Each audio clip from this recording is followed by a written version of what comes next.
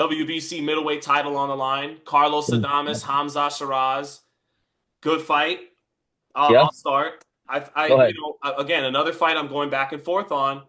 I was tempted to pick Adames because Shiraz he likes to throw combinations, and and sometimes he squares his feet up. Like people talk about Yep. Benavidez doing that all the time. He squares his feet up, and he gets a little overzealous with his punch selection. It's fun to watch. He is an exquisite combination puncher, but you worry if like Amir Khan, he's and he's begging for that receipt in between punches. And Correct. Adames has power.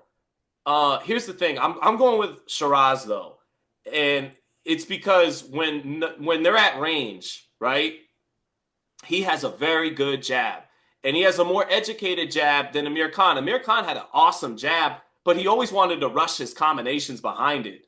Correct. Shiraz, when Yeah. it's not time to, he will dictate with a very sharp piston jab at 6'3".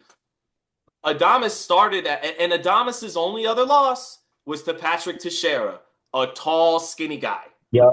right? Yep. A tall, skinny guy. And I know Adames has gotten better. He says he was drained at 54, but that's another thing. He started his career at 154 pounds, and at 5'10, 31 years old, he's now a middleweight. Shiraz is in his 20s, and when I look at his frame, BT, he could be a super middleweight.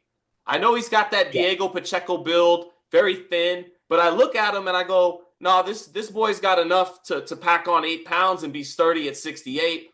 And Shiraz has a good base. He has a good balance and a good base. He squares up sometimes when he throws his combos, and that's where it could be very dangerous for him at mid to close range. But a big reason why I'm picking him, Adames, in order to be more effective, has to expend more energy than Shiraz. When they're Mm. not, when the fight is slowed down at range, Shiraz can win the fight, win moments in the fight just off the jab, just off a nice jab, and he can force Adames to burn energy and take chances to try to cut that distance and pick his spots to let the combinations go. And he's decent on the inside. He's a tall target on the inside, and he shells up, but he's patient. He'll shell up. He'll let you shoot your shots. Some of them are going to sneak around, but he's not letting anything on the money go. And then he's got enough on the inside to respond until he can reset at distance behind that jab and then pick his spots to explode with the combinations. And he's a good combination puncher with sometimes a sexy punch selection. And he's got Yeah. snap Yeah. on the end of his shots. Adames could definitely win this fight, but he's going to have to fight the best fight we've seen him fight thus far. He's going to have to step it up a little bit and have to take angles on the inside. His catch and shoot game is going to have to be on point. His timing is going to have to be on point. He's capable of that. But I think Shiraz, it's a little bit easier for him to win this fight if he just sticks to his jab and picks his spots. I got Shiraz. Decision or stoppage? Uh, Decision, but I think both guys get hurt in this fight. Okay. Okay. That's a good assessment. Yeah, for me, this is the hardest fight to pick on the card. I've gone back and forth on it multiple times as well because I feel like Adames is definitely the most skilled fighter that Hamza Shiraz has fought to date. Like, there's not if you compare him to all other guys on Shiraz's resume, he does the most. He has the most in his bag, right? Um, he had a fight like 3 years ago. Shiraz against the guy. His last name was Torres. I think his last name was Torres, and he got dropped with a straight right hand down the middle, but it was like a flash knockdown. Okay. And he's been How'd hit he a couple times. respond? He got up and he actually wound up dropping him that same round, and he So wound up like stopping Abdullah him Mason did against pretty Vasquez. much. Yeah, Okay. something similar to that.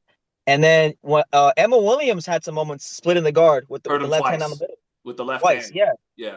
yeah, and he was able to. So I don't think, even though he's a tall man, I don't think he has tall man syndrome. I think he's got a durable enough chin to take the shots that Adames can land on him. And then at the same time, Durable like enough, right? Because he gets cracked, he does react. He's not granite yeah, chin, yeah. right? I But think he's durable enough for Adames. I don't think Adames has the kind of heat that's gonna put him out if he gets touching the chin. But one thing I liked about Shiraz is an ammo fight when he dropped him. He like you said, his punch selection. He looped the right hand around the guard. Like, it wasn't a punch he was throwing in that fight, but he kept it in his back pocket and he broke it out at the right time when he saw the opening. So he's a thinker. He's shown IQ. He's shown durability. I think he's shown a good amount in his career so far.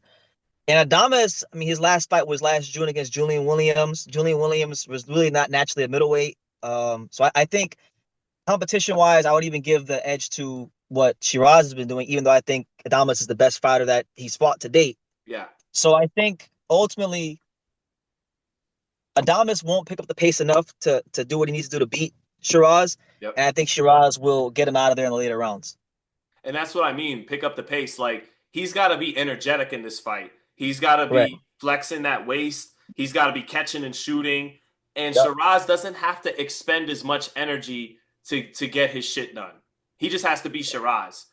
Adames has to, be on fire. Correct. Be at 105%. Yeah. And I think what's really helped Shiraz a lot, in comparison to a lot of British fighters, is he's been sparring. He's done like quite a few camps in the States now, down there at Ten Goose Boxing Gym, or Ricky Funes and all those Uh-huh. guys. So he's been getting a lot of like top sparring in America. So that's helped them be able to decipher all these different types of styles. He's not going to be phased by athletic fighters or slick fighters. He's seen that in the gym so many times. He fought Emma Williams, who was an explosive, compact southpaw power puncher. Right. So I think every T has been dotted and every I has been crossed and the build up to this point. And I think yeah, Adames hasn't been active enough and he's gonna have to fight outside of his skin to win this fight. I don't think he will. So